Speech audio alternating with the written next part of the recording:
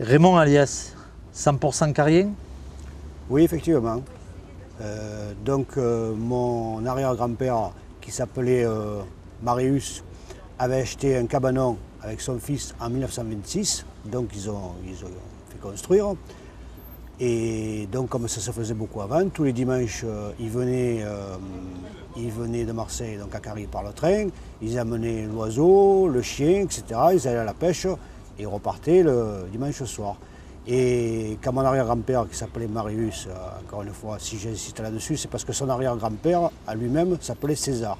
Et ma grand-mère, ça ressemblait au rang de ma 6. Donc on est dans le pagnolesque 100%. Et ensuite, quand mon arrière-grand-père a pris sa retraite, toute la famille s'est installée à Carry. Donc comme ça se faisait avant, donc il y avait deux familles, les grands-parents et les enfants qui habitaient cette maison-là. En 1954, ma grand-mère étant veuve, mes parents, bonne coïncidence, ont trouvé une maison juste à côté. Donc ils ont cohabité pendant des années. Ça fait que moi je suis arrivé, j'avais 1 an. Alors aujourd'hui, dans le cadre des petites histoires sur la Côte Bleue, vous en avez une ou plusieurs à nous raconter? Ah, j'en ai des centaines, on va dire. Sans être Marseillais, que je suis, mais j'en ai des centaines. Effectivement, on a eu une belle jeunesse et il y a pas mal d'anecdotes marrantes, ça va de soi, à raconter.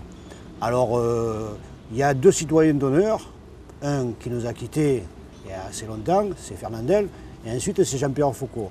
Bon, il y a une anecdote en ce qui me concerne sur Fernandel, c'est qu'un de mes meilleurs amis, qui est toujours un de mes meilleurs amis, ses parents habitaient à côté de chez Fernandel. Et moi, avec mon petit vélo, donc j'allais voir mon ami Michel. Et là, je crois qu'on a tendance, on a l'impression de parler du Moyen-Âge, parce que c'est Fernandel qui fermait ses barrières lui-même. Alors que maintenant, on a des caméras, on a des barrières automatiques, on a des alarmes. Et moi, j'arrive avec mon petit vélo, et c'est Fernandel qui me dit « Où tu vas ?» J'ai dit « Je vais chez Michel. » « Allez, passe !» Et il m'a ouvert le portail. Donc ça, on ne peut pas l'oublier. J'avais, je pense, une dizaine d'années. Donc c'est mémorable. Et ensuite, Fernandel, bon, ça on le sait, venait souvent en famille, groupe amical, etc. Il avait le bateau pas loin de celui de mon père sur le quai en face, là. Donc on le voyait assez souvent. Voilà. Donc pour Fernandel, il y a d'autres choses, mais bon, j'étais un peu jeune, mais je me rappelle quand même très bien, puisque quand il a disparu, j'avais 14 ans. Ensuite, pour Jean-Pierre Foucault, il faut savoir que dans les années 70, quand on avait 15, 16, 17 ans, c'était un peu notre idole, parce que c'était la seule radio qu'on captait bien, c'était Radio Monte Carlo, et effectivement, c'était l'animateur vedette. Alors Jean-Pierre Foucault, donc ça nous a fait plaisir quand il est venu habiter Carry, parce que nous, on le connaissait bon, de vue, mais d'avant. C'est-à-dire qu'il y avait beaucoup de spectacles organisés par Radio Monte Carlo, notamment Antoine, le chanteur, à Saucé-les-Pins, et c'était noir de monde, sachant que c'était des spectacles gratuits, et des spectacles gratuits, ça attirait beaucoup de monde, il fallait que le chanteur plaise, et organisé par Radio Monte Carlo. Et ensuite, puisqu'on n'est pas loin, on est juste à côté, au niveau du manège, ils avaient mis une scène, ils avaient fait venir Frédéric François. Mais, disons, ça attirait énormément de monde. Donc c'était noir de monde, jusqu'à l'ancien restaurant Béraud. Voilà. C'était impressionnant. C'était en direct en plus, ça jouait en direct. Alors l'anecdote, c'est que le piano était tombé en panne. J'en ai parlé à Jean-Pierre Foucault un jour, il m'a dit oui, effectivement, je me souviens. Donc le piano était tombé en panne, et c'est Jean-Pierre avec ses collègues qui est allé chercher le piano du Casino, puisque le Casino il y avait toujours un orchestre en permanence, et qui a charrié le piano jusqu'à la scène. Et le concert a pu avoir lieu dans de bonnes conditions. Et moi j'étais au premier rang avec un ami qui habite toujours pas loin en face, qui s'appelle Laurent, et on était avec nos petites fiancées de l'époque, donc on a assisté au spectacle, donc en plein jour, en plein cagnard, mais bon, on ne craignait pas, hein, au mois d'août, etc. Donc il faut savoir que sur cette place aussi, il se passait des choses, bon, il faut accepter l'évolution des choses, mais il s'est passé beaucoup de choses, notamment le 15 août, il y avait un truc qui n'existe plus, qui paraît bizarre, c'était un feu d'artifice de jour. Alors on m'a dit, un feu d'artifice de jour, ça ne peut pas exister. En fin de compte, c'était, bon, on attendait des pétards de tous les côtés, et il descendait des petits parachutes, des petits pantins, etc., des petits bonhommes, voilà, c'était un feu d'artifice de jour. Bon, bien sûr, ça amusait les enfants. Ensuite, qu'est-ce que je pourrais dire d'autre? Bon, puisqu'on est ici, bon, il y avait la plage qui était derrière nous. Alors cette plage, effectivement, Nous, quand on était enfant, bon, il y avait un côté sécurité, puisque c'était du sable, etc. Et puis on pouvait se baigner quand on voulait, etc. C'était une proximité, il y avait un parking pas loin. Bon, nous, on avait nos mobylettes, on pouvait garer nos mobylettes. Bon, il y avait une sécurité aussi. Bon, c'est l'évolution, encore une fois, qu'il n'y a plus maintenant. C'est-à-dire que je me souviens, moi, mon père, par exemple, qui était vice-président des chasseurs, dont le siège était au bar tabac, garer sa voiture près du marchand de journaux et laisser ouvert. À la limite, parfois même les clés dessus. Et tout le monde faisait ça. Bon, donc c'était des choses qui n'existent plus. Bon, sans parler de nostalgie, c'est intéressant d'en parler parce que tout ça, c'était intéressant. Après, il y a une autre anecdote, puisqu'on parle qu'il y avait une buvette, donc je pense que d'autres personnes l'ont évoqué, une buvette qui restait longtemps. Et quand on ne savait pas quoi faire, on s'asseyait, que la buvette était fermée, on s'asseyait derrière la buvette, sur le comptoir de la buvette, et on regardait les voitures passer, on avait garé nos mobylettes, etc. Et en fait, le soir, où on avait l'argent pour mettre de l'essence, sachant qu'il n'y avait qu'un copain qui avait qu'une voiture, ou alors, on allait au cinéma à Marseille. Mais le problème, c'est que ce jour-là, on avait les sous pour l'essence, mais on n'avait pas les sous pour le cinéma.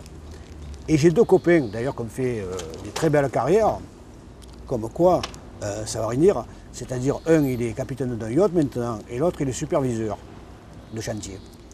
Et ces deux copains, ils nous disent, bon, écoute, si on n'a pas d'essence, ils n'étaient pas du tout des voleurs, même pas des voleurs de pommes, ils ont dit, il y a des hippies, parce qu'on parle des années 70, là, il faut se remettre dans le contexte de l'époque. Il y a des hippies qui sont enroués, vers Vacanciel, ça n'existait pas encore, je pense. Il y a des hippies, là, et puis les hippies sont un peu drogués, tout ça, avaient leur piqué de l'essence. Donc, ils avaient vu certainement ça à la télé, ils prennent une jerrycan, un tuyau.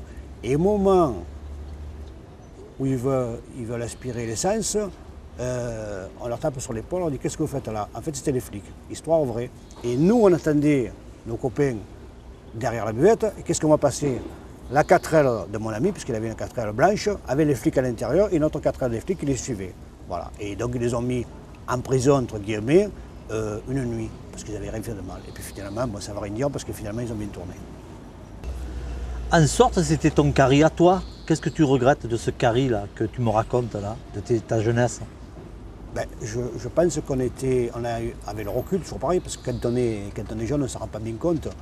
Avec le recul, on a eu une belle jeunesse. Bon, après, plus tard, il y a une petite boîte de nuit qui a ouvert en haut des escaliers du bar tabac, là, aussi. Bon, alors quand tu as 15 ans, que tu vas en boîte de nuit, bon, on va dire en boîte de jour, puisqu'on est le dimanche après-midi, quoi. Une petite boîte, que tu commences à rencontrer des copines, que tous les copains se réunissent, c'est sympa. Puis après, quand tu es un peu plus grand, que tu as 16-17 ans, alors là, tu vas le samedi soir.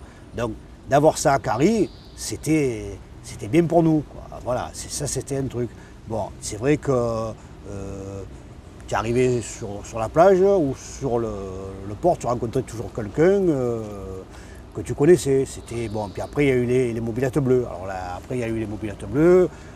Bon, il y avait aussi des Malaguti, il y avait d'autres mobylettes. Il y avait une Vespa là, de temps en temps. Et le groupe qu'on était, on ne s'est jamais perdu de vue. Parce qu'on a des souvenirs, je veux dire, on va pas dire hors de commun, tout le monde a des souvenirs, mais je veux dire, ce qu'on a vécu à Carry, nous à 15 ans, on était grands. On était déjà, on va pas dire responsables, mais on avait fait déjà pas mal de choses, mais pas de bêtises, quoi. Si tu veux, pour des gamins de 15 ans. Puis il y avait une liberté, c'est-à-dire, bon, on n'était pas obligé de mettre le casque sur les mobylettes. Bon, maintenant, on dit, c'est rien, c'est banal, mais ça, c'était fantastique. Bon, en plus, bon, nous, on allait à l'école toujours le plus près. C'est-à-dire que Monsieur Toulouse, il nous a aiguillés presque totalement où il fallait. C'est-à-dire qu'à un moment donné, j'avais un copain qui m'avait dit, mais Monsieur Toulouse, il n'a pas fait de chômeur, de notre génération, bien sûr. C'est-à-dire qu'il disait, bon, toi, tu seras par exemple boucher, toi, tu seras plutôt dans les bureaux, toi, tu seras... Alors, il y a encore une anecdote, j'ai l'impression de parler du Moyen-Âge, là, c'est qu'il y avait un truc qui n'existe plus, c'est qu'on avait été sélectionné pour passer un examen d'entrée en 6e. Mais on est sélectionné, c'est-à-dire, il y avait Patrick Blanc qui nous a quittés, il y avait Michel Vinaloga et moi, on est 3 sélectionnés. Donc, on est allé à Marseille pour passer un examen d'entrée en 6e. Mais quand on est arrivé à Marseille, qu'ils nous ont commencé à nous parler du calcul des robinets, combien un réservoir ils mettaient, bon, on a fait tout faux, on était recalés. Et M. Toulouse, encore un truc qui n'existe plus. Dans ce cas-là, tu faisais 2 ans de plus, on appelait ça les fins d'études, c'est-à-dire tu faisais 2 ans de plus, et quand tu avais l'âge d'être au collège technique, tu allais au collège technique.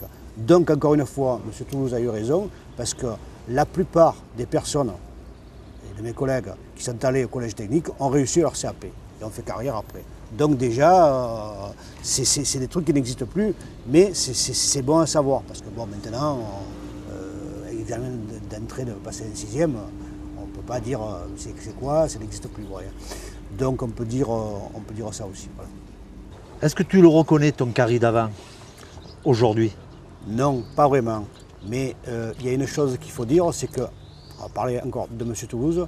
M. Toulouse, à partir des années 60, nous faisait faire sur le cahier de géographie des projets pour l'année d'après, des projets en ce qui concerne le port. Donc on se disait, pourvu que le port ne se fasse pas l'année prochaine, parce que sinon on n'aura plus notre plage, notre plongeoir, etc. Et finalement, ça a duré des années. Et un jour, une municipalité, effectivement, a fait le port, ce projet qui était prévu depuis des années. Tout ça, si tu veux, ça n'existe plus. Donc je ne reconnais pas vraiment.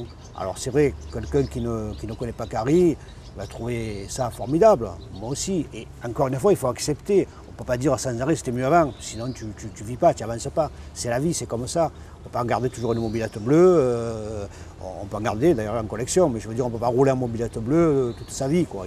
C'est comme ça. Tu as parlé du Cinéporama, c'était quoi le Cinéporama? Alors le Cinéporama, c'était un cinéma qui était ouvert tous les étés, pratiquement jusqu'au 15 septembre, puisqu'il faut savoir qu'on rentrait beaucoup plus tard avant, et puis il y avait des saisons, comme on dit. Maintenant il n'y a plus de saisons, mais à l'époque il y avait des saisons.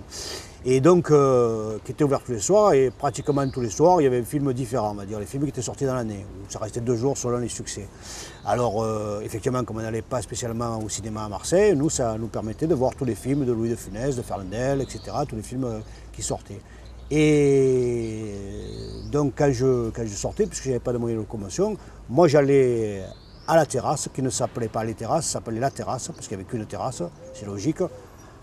Donc j'allais à la terrasse, et j'avais mon frère qui avait 6 ans de plus que moi, qui était avec ses copains, les mobilettes bleues garées devant, etc., des Solex, et je demandais toujours à un de ses copains ou à mon frère de me ramener. Donc il y avait un côté pratique, sécurisant. Bon, on n'en parlait même pas, puisque la plupart du temps, on descendait à pied, car on habitait au Poussé, et on montait à pied. On n'avait pas de problème de sécurité, d'agression, ni quoi que ce soit. Ça, c'était... on n'y pensait pas, quoi. Voilà. Et donc ce Cinéporama, c'était marrant parce qu'il y avait tous les films qui sortaient, mais